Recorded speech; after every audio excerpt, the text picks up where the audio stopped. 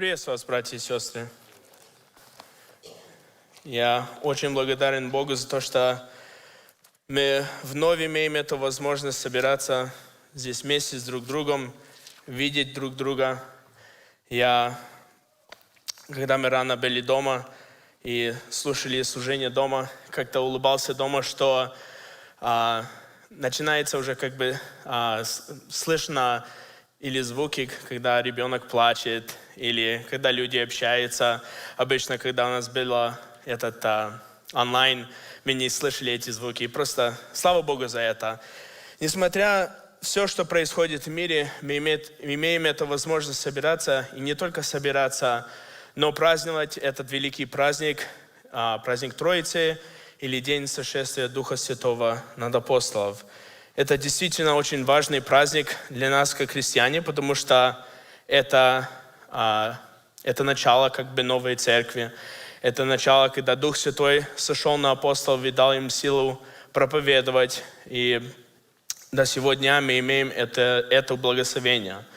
Я сегодня хотел бы очень коротко просто поделиться, какие благословения и какие символы мы видим в этой истории, когда мы читаем книгу «Деяния апостолов» от 2 главы с 1 по 4 стихов.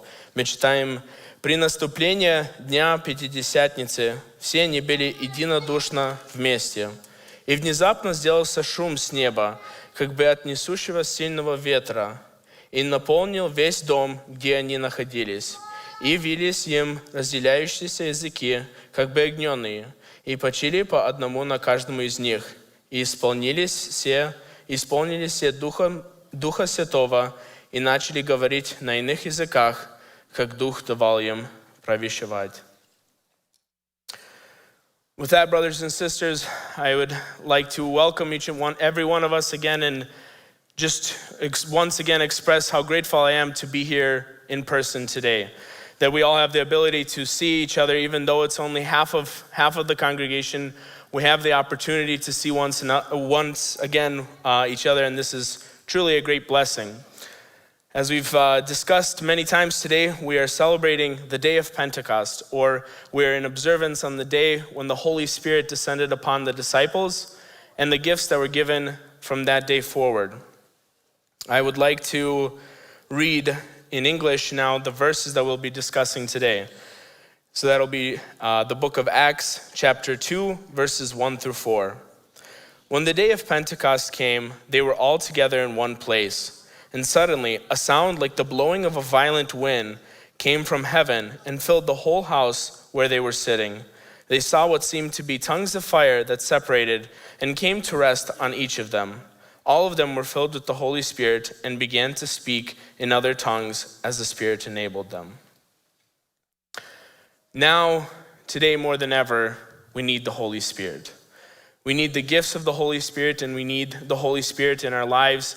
And when we take a look at current events and things that are happening no more than 20 miles away from us, we start to realize how much we need the Holy Spirit and the different parallels that we can draw from the book that we just read and the things that just happened in this book to the things that are happening in the world today. We read about the coming of the Holy Spirit. We read about how the Holy Spirit enters the scene and gives the apostles power they've never had before. We read about multiple symbols as the Holy Spirit came down, the mighty wind, the tongues of fire that touched down onto the apostles, and the things that happened after, where once they were filled with the Holy Spirit, they went and converted over 3,000 people on that day. So today I would like to talk about that, some of the symbolism we see and the parallels that we can draw. And first, I'd like to talk a little bit about the opening verse where it talks about on the day of Pentecost. The word Pentecost means 50. So when we set the scene here, we understand that we are now 50 days after the resurrection of Jesus Christ. So within that time frame, we've seen Jesus rise. Jesus spends time with the apostles. And then around day 40, Jesus ascends back to heaven. But before he ascends back to heaven, he gives the apostles a very interesting command, something they've never seen before. He tells them to go and to prophesy to the whole world and to tell them about the gospel that is Jesus Christ. That salvation is now not only for the Jews, but for every single person that exists. He tells them to go and preach on all corners of the earth. And as was already mentioned this morning, that wasn't the most easiest thing to do. Now, if we imagine how the apostles might have felt in this time when perhaps they were scared, when they got this great commandment from their master whom they spent multiple years with, and now he's gone. Now he has ascended back to heaven and has left them nothing but themselves and the teaching that they had from him. They might have felt nervous. They might have felt scared. They might have worried about how they were going to go tell all the people around the world about what has happened. Pastor Vitali mentioned this morning too that the people, the apostles, most of them hadn't even left Jerusalem or Galilee. They were mainly in that area, and they didn't usually leave that area. So how would they go to prophesy to the different areas? How would they go with different languages? How would they know all of that? They were nervous. They were worried. But here, we see that once the apostles are gathered together and they're discussing, we hear that there's a mighty rushing wind that comes, and that rushing wind is the Holy Spirit.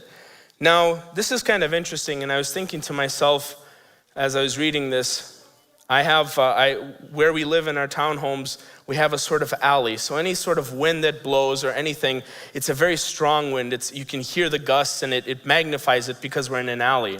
But usually you don't hear a strong rushing wind when you're inside of a house, when you're surrounded by four walls. So that's an interesting thought, because what were these men feeling when they started to hear these things? When they started to see these things? We read about the tongues of fire that fell on these people. What were they feeling? What were they thinking? And you take a step back and you wonder, why wind? Why didn't the Holy Spirit enter the scene in a calm manner? Why didn't the Holy Spirit personify and come be an angel, or in some different perspective, not a rushing wind? Well, when you take a step back and you realize when God creates something, there's usually wind involved. Take, for example, when God creates man or Adam, what does he do? He blows the wind of life into that man, into Adam. When we accept Jesus into our hearts and when he changes our lives and gives us a new life, what does Jesus do? He blows a new life into us. He blows the wind of the Holy Spirit into us. One author writes and describes the mighty wind of the Holy Spirit like this: the one whom we call on to come is Spirit. It could be said that Spirit is one of the most elementary words in any language. Spirit is breath. As long as I breathe, I am alive. When I cease to breathe, I am dead. He continues to write and says, it comes as no surprise that the risen Lord gave the gift of peace and the gift of the forgiving of sins to his disciples in the act of breathing on them and saying, receive the Holy Spirit. In that act of breathing, he was sending his disciples as the Father had sent him. We draw an interesting parallel here, because what happens and what we understand is, as humans, in our nature, in our flesh, we can't live without air. We can't live without breathing. Once our air leaves our bodies start to deteriorate, and slowly we perish. Similarly, in our spiritual sense, when we are given a new life, we are given the Holy Spirit, and without that Holy Spirit, we would perish. And it's interesting because Christianity, unlike any other religion before it, not only tells you about God and gives you an offer to salvation, but makes and lets God live with you in every single day. The Bible describes us as temples of the Holy Spirit. The Holy Spirit lives within us and gives us strength, and that's something so unique to Christianity, and for that we are to be grateful, because God didn't send the apostles by themselves. God didn't send the apostles alone. God doesn't send us alone. He sends us with the Holy Spirit. He sends us with his will, his divine nature, his comfort, his love, his power. God doesn't send us alone. And that perfectly ties us into the next element of the Holy Spirit, the tongues of fire that came down. This is an interesting element because fire is usually thought of as something that's dangerous, as vulgar. But in this scene, we understand that fire is described as the presence of God. We've seen this in other parts of the Bible when we remember the Israelites, and when God speaks to Moses, he does it through a bush that is on fire. When God leads the Israelites out of the land of Egypt, he leads them by a pillar of fire. That fire is meant to be the presence of God, and that's unique because at this scene, we see the presence of God himself and the Holy Spirit once again demonstrating the Trinity and being another example of the Trinity. We additionally read and understand that the fire is a process of purification. We talked a lot about this when we were discussing the book of Revelation, when we discussed in chapter 3, where it says, I counsel you to buy from me gold refined by fire, so that you may be rich, and white garments, so that you may clothe yourselves, and the shame of your nakedness may not be seen, and salve to anoint your eyes, so that you may see. We see and understand that Jesus purifies us through fire, that Jesus cleanses us of our impurities, and he grants us the white clothing so that we may be clothed with the purity of God. It's interesting, as I was preparing for the sermon, and I was looking at how different churches observe the day of Pentecost and how they observe when the Holy Spirit came down onto the apostles.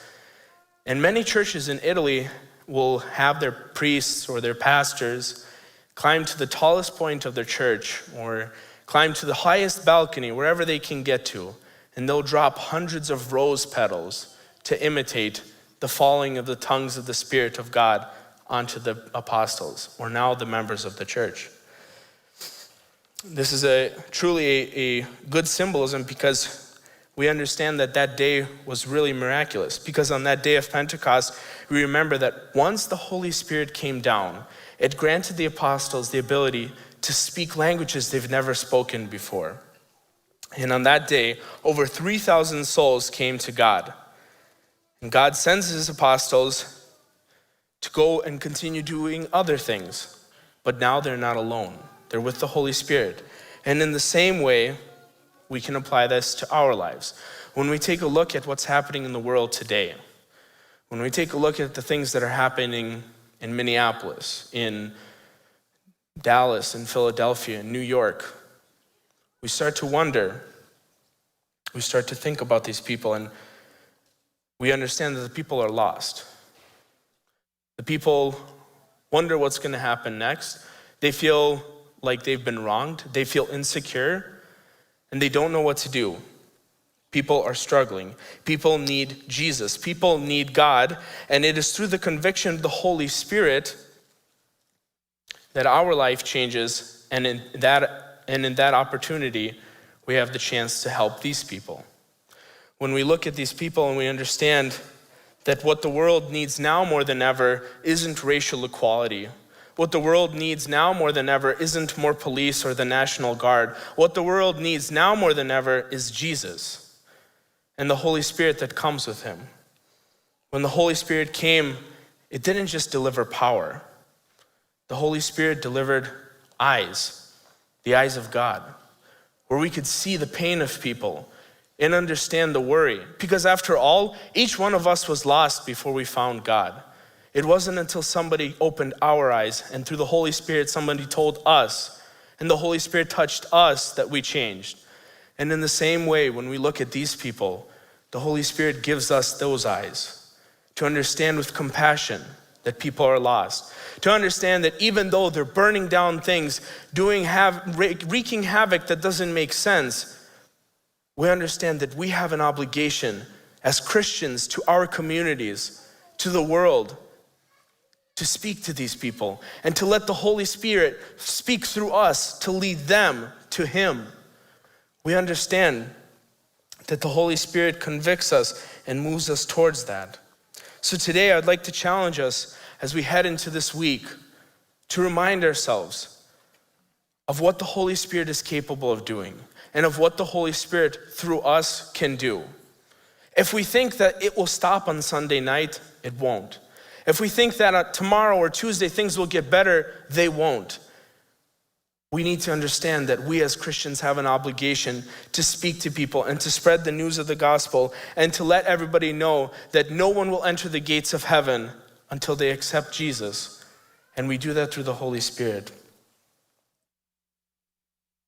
This week, I'd just like to remind us of the Holy Spirit's significance in our own lives. And that to remind us that as we look on these people, as we look on the things going around us in this world, we recognize that we ourselves can't do anything. We realize that through the Holy Spirit, we can do anything, and that the Holy Spirit tells us that one day God's perfect wrath and perfect justice will come, and justice will be served. So I'd just like to challenge each one of us to pray for these people, to pray for the things going on. And if this holiday reminds us of anything, it's that the Holy Spirit has changed each and every one of us. And we need to remember that. And with that, I would like to call each one of us to prayer.